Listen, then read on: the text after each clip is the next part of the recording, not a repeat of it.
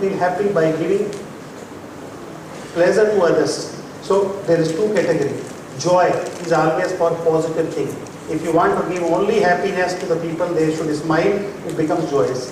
And something called bliss.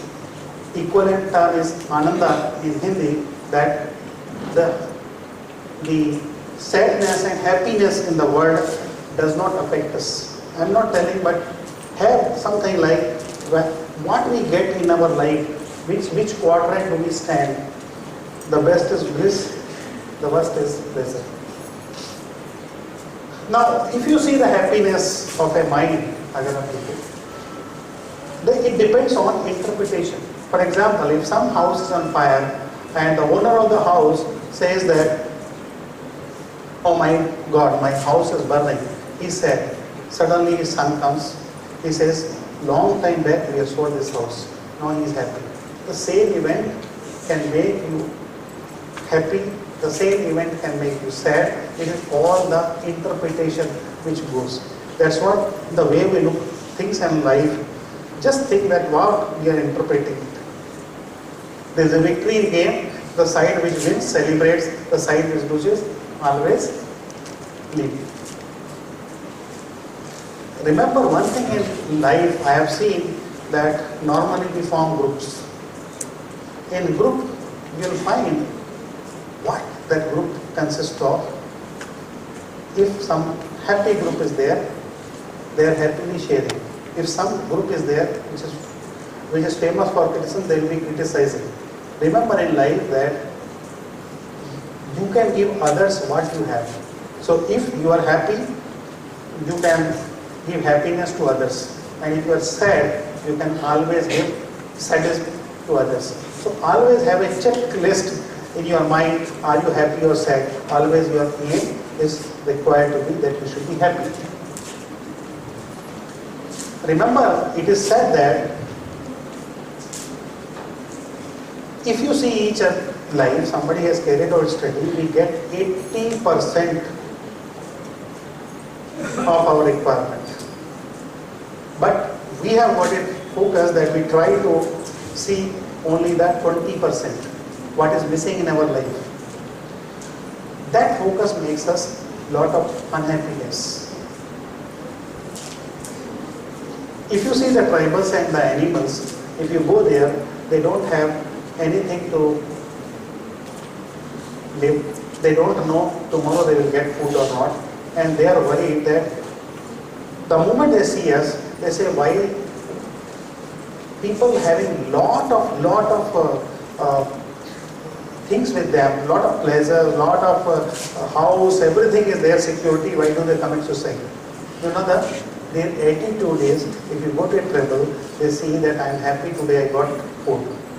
They don't worry about tomorrow. But we have got a attitude that 20% what is missing in our life. So normally if you make a list what I have, your attitude is going to be transformed, that you are going to be positive.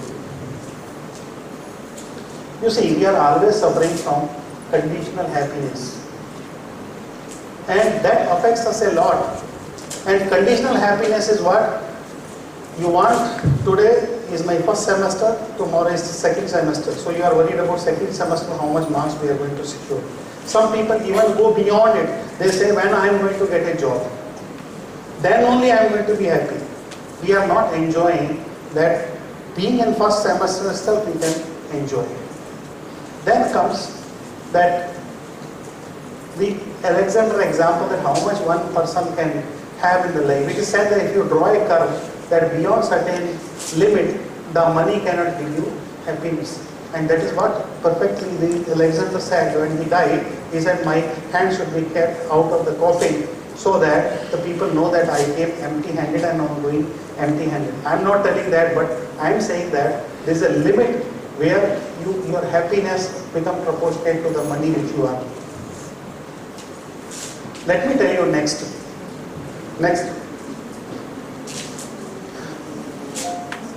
If you see a room, if you see a house, big house, you will have a drawing room, you will have a bedroom, you will have kitchen, you will have washroom, all those things. But assume that there is a stink in the kitchen. If the kitchen is stink, your bedroom, you can't sit. Same thing happens as far as the human life is concerned. We have got an intimate zone. See, mostly, if you just look at this talk about ourselves. Do we take care of ourselves or not? I have seen in the beginning of the life itself, we are not interested in taking care of ourselves. And if we are not taking care of ourselves, our health, our mind, it is going to be a problem. People don't do exercise. They say, I will look after others. But unless you look after yourself, you cannot take care of others. So when it comes to the intimate zone, there are three things which are going to be important. And this is important in terms of addiction. Looking good, feeling good, and being good. These are the three things you should see that any addiction has got. Three things. Looking good. I can have very good clothes, I will look good. Feeling good. There are students, they take some go to the addiction, they feel good. But being good is something which is different with what you feel. So you have to be being good as far as this intimate zone is concerned. Anytime you find that if family zone, work zone, social zone affects us a lot. If your friend is not talking to you, if you are not friendly with others, the social zone also affects. But the most important thing in the life, if you do as a student, that if you follow a spiritual truth, at least you do something, some work for others where you are not going to get credit, and lot of satisfaction comes. It is said that if these 5 zones in life are not balanced, then people are not going to be happy and satisfied. Next. You see, what happens when you get a job or when you are working? Any person having a high challenging job with high skills is going to be always happy. Now, a person having a high skill, having a high challenging job but having low skill is going to be stressful. So if you are having stress in the life, you require to put an effort for high skill. Now, it happens that some of the subjects which you take, they have got high skill. Then you have got high skill but low challenge, we suffer from boredom. And if you have got low skill and low challenge job, we always see this is there is a lack of interest. So what happens when we have got lot of expectation from a job which we take, and when we go into the industry or say DRDO and you fall in one of the categories. So before you select your job, you must know what are the skills you have and what kind of a challenge you want. Otherwise, these are the 4 categories which you are going to have. Next. Always, if you ask any student, he will say that I don't want any problem in the life. That's what. But let me tell you that only dads have got no problem. Otherwise, if you see the rich people have got the problems. They eat more and they suffer from diabetes. Poor have got problem, they have nothing to eat. So problems are there with rich, problems are there. Now, only we say that gods, they don't have any problem. But let me tell you, let us take example of Shiva family, what problems she has got. Parvati has got tiger, Shiva has got Nandi. So tiger wants to eat away Nandi. Okay. Ganesha has got Mushakam, that rat. Kartik has got peacock. Peacock wants to eat away that snake with Shiva, and the snake wants to eat this. So gods are also suffering from problem. So please don't think that in life without problem you are going to manage. As long as the life is there, the problem is going to be there. If you accept the problem is going to be there, always as long as you are living, the way you handle problem is there. Remember, bigger problem makes a smaller problem invisible. I just give you an example of Mullah Nasruddin. It seems he was a great person, and he says, I can solve all the problems. So somebody came and he told Mullah Nasruddin, you can solve all my problems, health related problems also. Yes. He said yes. He said, okay, I have a headache. How I will solve this problem? And Mullah said, there is no problem, just I will solve it. He said, how?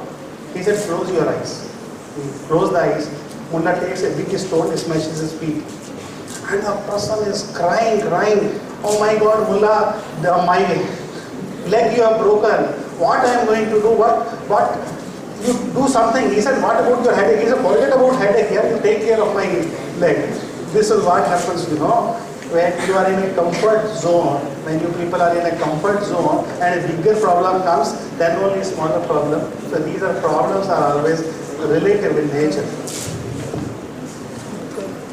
Remember that yesterday also there are some people, that scientists who came, they were mechanical engineers and they were discussing about a problem. You know why the problem is? Every problem has got a solution. Why we are not able to solve it? Because we do not have the clarity about the problem. So, like the torchlight dispels darkness, the more you elaborate a problem, your problem gets solved. And here I follow Swami Vivekananda concept. I had a colleague who was afraid of DSP. He said, DSP is a very boring subject, I can't do because lot of equations are there. So I gave him this and it worked for him. He said, Swami Vivekananda said, if you have got a problem, live with the problem, drink with the problem, eat with the problem, sleep with the problem, and the problem will be solved. And you'll find the excellent advice by Swami Vivekananda. Next. Remember, you see that all of us, we suffer from pain. Now, why do we suffer with the pain?